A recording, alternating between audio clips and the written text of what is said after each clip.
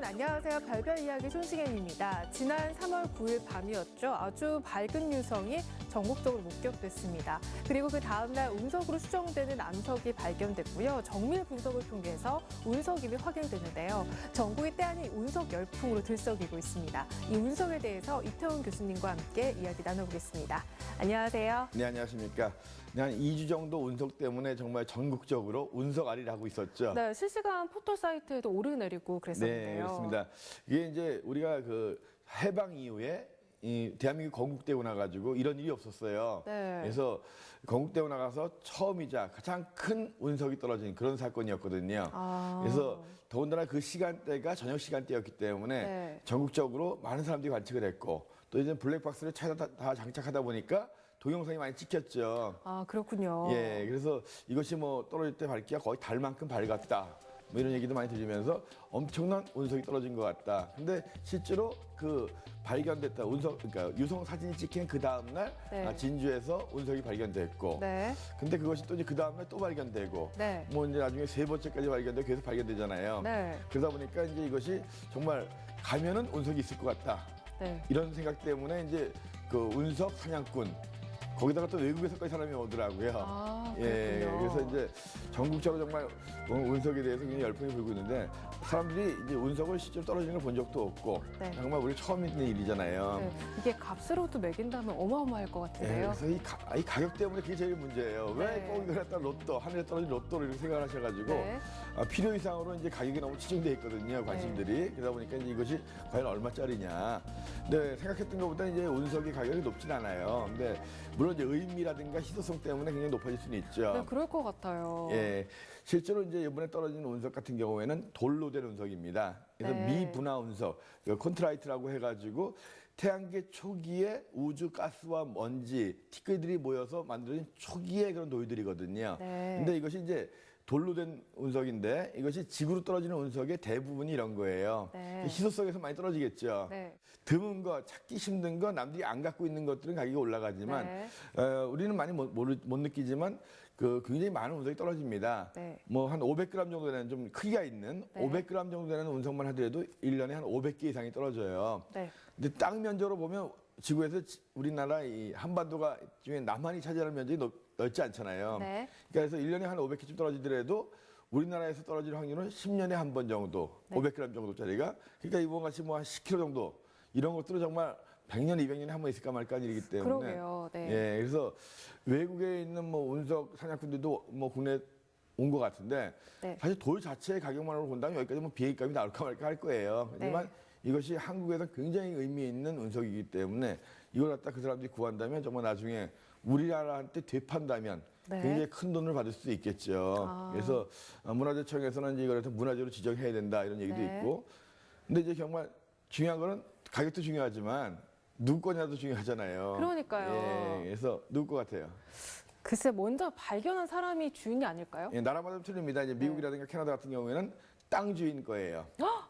예, 그다음에 먼저 발견해도 상관이 예, 없는 그 건가요? 남의 땅에다 발견해서 그 사람 돌려줘야 돼요. 아, 정말요? 그다음에 주정부 땅에다 발견하면 그 주정부 소유가 되는 그럼 거고. 굳이 운석을 찾을 필요가 없겠네요. 그래서 이제 그런 식으로 돼 있고요. 그다음에 이제 일본이라든가 뭐 이제 러시아 같은 경우는 발견한 사람한테 먼저 주기도 하고. 네. 뭐 호주나 스위스 이런 나라들은 이제 그 또 역시 거긴 정부 차원이고 정부에서 가져가게 되는 거고. 네. 근데 우리나라 같은 경우는 어떻게 되느냐? 사실 그런 게 없잖아요.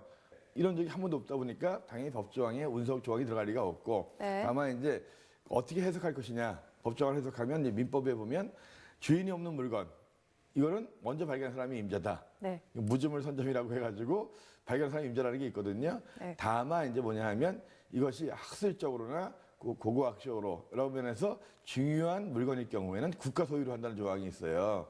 그러니까 만약 이것이 이제 천연기념물 같은 문화재로 그러니까 지정이 된다면 당연히 이제 문화적인 가치가 있고 학술적인 가치가 있는 거기 때문에 해외 반출을 못하는 거고 그러면서 소유권은 정부로 넘어가게 되면서 그 경우에 이제 발견한 사람은 정부에다가 적당한 보상금을 요구할 수 있다. 아, 그렇겠네요. 네, 그래서 상당히 로또 광풍이긴 한데 너무 가격에 이렇게 연연하지 마시고 네. 중요한 걸 갖다 발견해가지고 어떤 연구라든가 이런 걸 통해서 이제 태양계 초기의 모습을 알 수 있다 보니까 네. 그런데 공헌할 수 있고 우주의 전기를 한번 우리가 가서 느낄 수 있다. 그런 정도로 만족하시기 바랍니다. 네, 그렇습니다. 우리나라에서 가장 큰 운석이 이제 발견된 건 드문 일이니까요. 참 신기한 일이 아닐 수가 없습니다. 그럼 지난 한 주에는 어떤 일이 일어났을까요? 별별 뉴스 시작하겠습니다. 미 항공우주국 나사가 소행성이 태양으로 향하면서 여러 조각으로 부서지는 과정을 촬영한 사진을 공개했습니다. 2013 R3라는 이름의 이 소행성은 지난해 9월 화성과 목성 사이의 소행성 벨트에서 처음 발견됐는데요. 이 소행성은 태양에 가까워지면서 계속 붕괴해 10조각까지 늘어났습니다.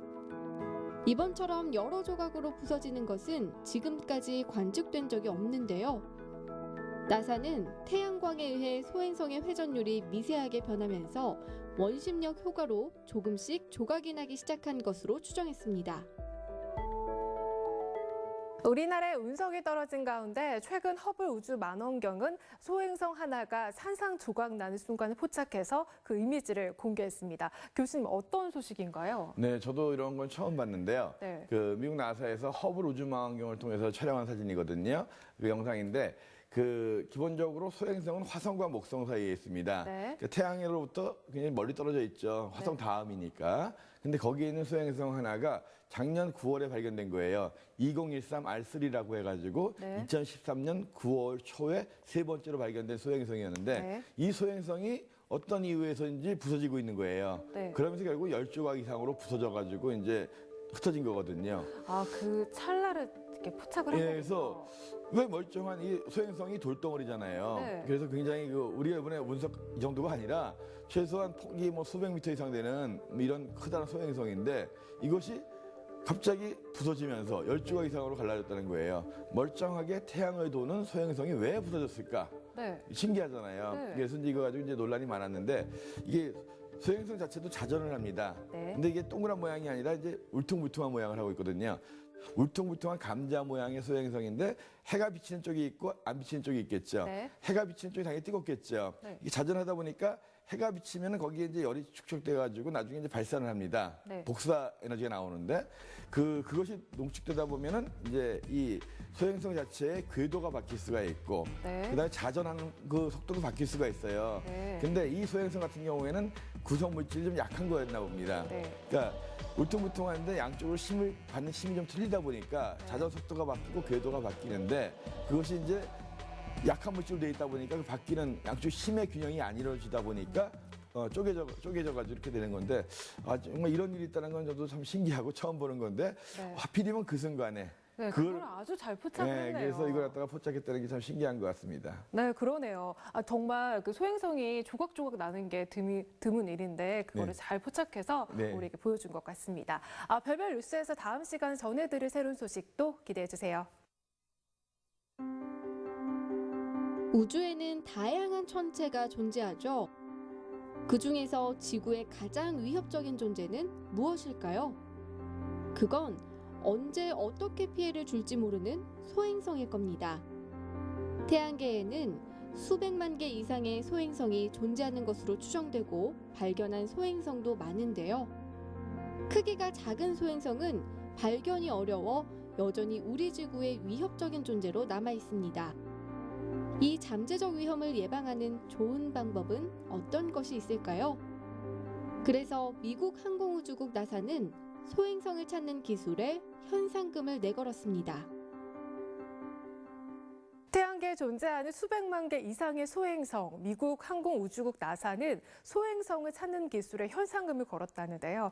교수님, 어떻게 된 일인가요? 네, 이제 소행성, 저도 이제 1998년도에 처음으로 소행성을 발견해서 제가 네. 이제 통일이라고 이름 붙인 적이 있는데 네. 소행성이 지구의 잠재적인 위험 요소가 될 수 있잖아요. 네. 그래서 운성 얘기도 많이 나오는데 네. 보통 소행성이라고 하는 것은 이제 지름이 폭이 한 10m 이상 되는 것들이거든요. 이런 것들이 정말 지구로 빠른 속도로 날아와서 충돌한다. 네. 위험한 일이 벌어질 수 있거든요. 그러게요. 지구에 직접적으로. 예, 그러니까 이번 같은 경우 작은 것들은 이제 우리가 운석도 죽고 하는 것은 낭만이 있지만 네. 아주 몇 킬로라든가 이런 것들은 지구에 거의 정말 상당히 많은 생명체에 위험을 줄 수 있는 요소들이거든요. 그러게요. 그래서 나사에서 이제 오는 17일부터 그 소행성 찾는 대회를 열었습니다. 찾는 프로그램을 만들어라고 해서 네. 그 소행성 그랜드 챌린저라는 그런 프로그램이거든요. 그래서 네. 근데 이건 직접 망원경을 통해서 소행성을 찾는 게 아니에요. 사실 소행성이라고 하는 것이 일단 밝기가 굉장히 어둡습니다. 맨눈으로 볼 수 있는 밝기보다 적게는 뭐 수백 배, 많게는 뭐 수만 배 이상 어두운 그런 소행성들이거든요. 네. 이런 걸 찾으려다 보니까 결국은 사진을 찍은 화면 속에서 찾을 수 있는 거거든요. 그래서 무수히 많은 사진 속에서 그 데이터 속에서 그 소행성이 움직인 걸 찾아내야 되는 거예요. 발견하는 게. 그래서 결국은 소행성 탐색인다 데이터 탐색인 거죠. 네. 그래서 여러 망원경에서 찍은 지상 망원경이라든가 이런 걸 찍은 많은 데이터들을 빠르게 그 속에서 그 사진 속에서 빠르게 소행성을 찾을 수 있는 프로그램을 한번 만들어봐라. 그래서 이것이 이제 일반인들한테 공개한 거거든요. 네. 그래서 이 소행성을 찾는 소행성 그랜드 챌린저인데 실제로는 이것이 데이터로 찾는 거죠. 그러면 이제 일반인들이 그 데이터를 이용해서 소행성을 찾으면은 현상을 받을 수 있는 그러니까 건가요? 찾는 방법을 찾아내라는 거죠. 찾는 방법. 어떻게 하면 그런 데이터 속에서 빠르게 찾을 수 있는 방법이 무엇이겠느냐. 아. 그래서 뭐 소행성 헌터라고 할 수 있는 게 아니라 소행성 데이터 헌터의 알고리즘 프로그램을 만들어라는 거거든요. 네. 그래서 이제 한 6개월 정도 시간을 주고서 이제 응모를 하는 거고 그래서 네. 1등 하게 되면 돈을 줍니다. 얼마 받을 수 그러니까 있을까요? 뭐 크단 크고 적단 적은 돈인데 네. 3만 5천 불 정도. 3만 5천 우리나라 돈으로 4천만 원 좀 안 되는 정도의 돈을 상금으로 주는데 그래도- 중요한 건 돈도 중요하지만 명예죠. 네. 이름을 남길 수가 있겠네요. 그러니까 그런 프로그램을 만들어주는 건데 그 프로그램을 만든 만든 팀이나 사람에게는 지상 망원경에 찍은 데이터를 제공해 준다는 거예요. 네. 그럼 그 데이터를 제공해 주면 그 프로그램을 가지고 계속적으로 소행성을 찾을 수가 있잖아요. 네. 찾으면 당연히 이름 붙일 수 있는 권리가 생기는 거죠. 그래서 정말 우주에 이름 붙이고 싶으신 분들 네. 그러니까 하고 싶으신 분들은 어렵게 하늘 찾지 마시고 이 소행성 그랜드 챌린지 행사에 참여하셔가지고 이 프로그램 공모해서 1등을 하신다면 네. 정말 이름도 남기고 전 세계적으로 좋은 일도 하는 지구를 보호하는 그런 역할도 할 수 있겠습니다. 그러게요. 왠지 두 마리 토끼를 잡을 수 있는 그런 대회가 되지 않을까 하는 네. 생각을 해봅니다. 와우 천문 영상 다음 시간에는 어떤 신기한 영상이 우리의 마음을 사로잡을지 기대하세요.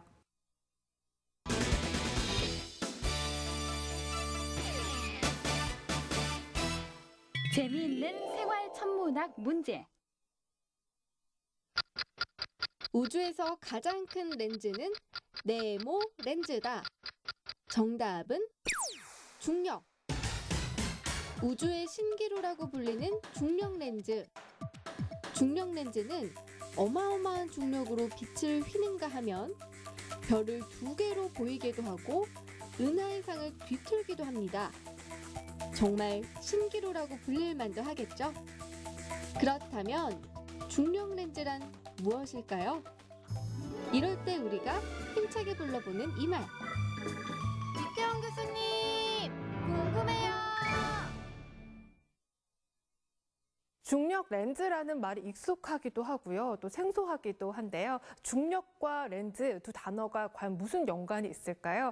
교수님 자세히 설명 좀 해주세요. 네, 아인슈타인이 발견한 이론 중에서 상대성 이론, 그중에 일반 상대성 이론이라는 게 있어요. 네. 다른 말로 하면 중력 이론이라고 하거든요. 네. 렌즈는 빛을 휘게 하는 게 렌즈잖아요. 네. 여기 빛이 이제 렌즈 통과하면서 휘게 되는 거죠. 이 아인슈타인의 일반 상대성 이론은 중력이 빛을 휘게 할 수 있다는 이론이에요. 중력 자체가 공간을 휘게 하고 네. 그 휘어진 공간에 따라서 빛이 휘어진다는 거거든요. 네. 그래서 결국 뭐냐면 렌즈가 빛을 휘게 하는 효과나 커다란 중력을 갖고 있는 그런 별이나 은하가 빛을 휘게 하는 효과가 같은 거다.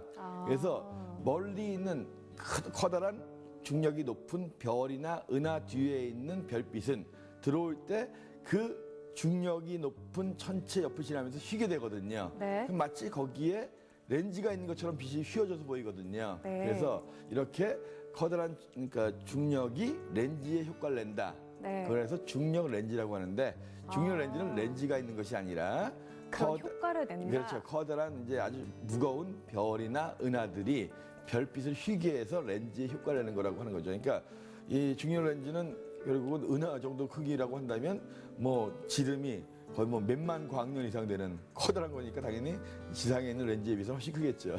네, 단순하게 생각하면은 중력이 렌즈 효과를 낸다라고 이렇게 생각하시면 될 것 같습니다. 이태영의 생활천문학 다음 시간에는 어떤 재미난 주제로 여러분의 호기심을 채워줄지 기대하세요.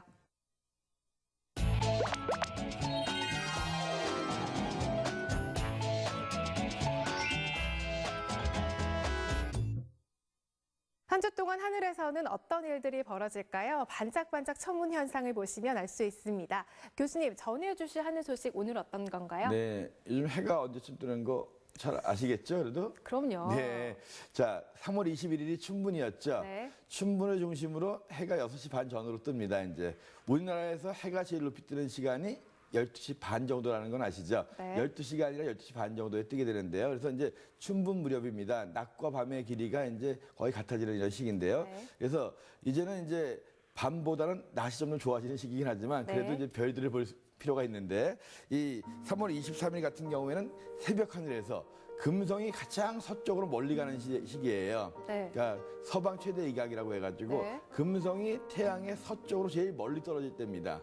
눈을 우리가 볼 때. 그러니까 그만큼 해에서 멀리 떨어지니까 잘 보이겠죠. 그렇겠네요. 그렇죠. 해 서쪽에 있는 금성은 해보다 먼저 뜹니다. 네. 그래서 해가 뜨기 전에 동쪽 하늘에서 보이거든요. 그래서 23일이 가장 멀리 떨어지는 시기이기 때문에 네.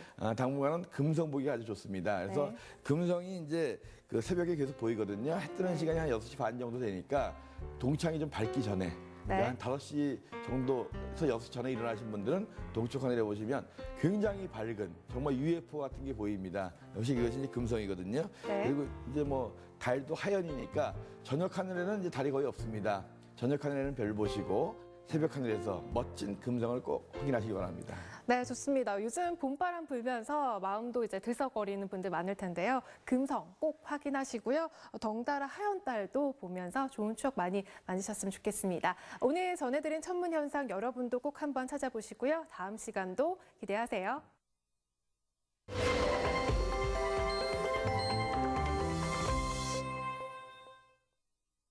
별별 이야기 오늘 소식은 여기까지입니다. 다음 이 시간에도 다양하고 재미난 소식을 가득 준비해서 여러분을 찾아뵙겠습니다. 다음 주도 별별 이야기 채널 고정하세요.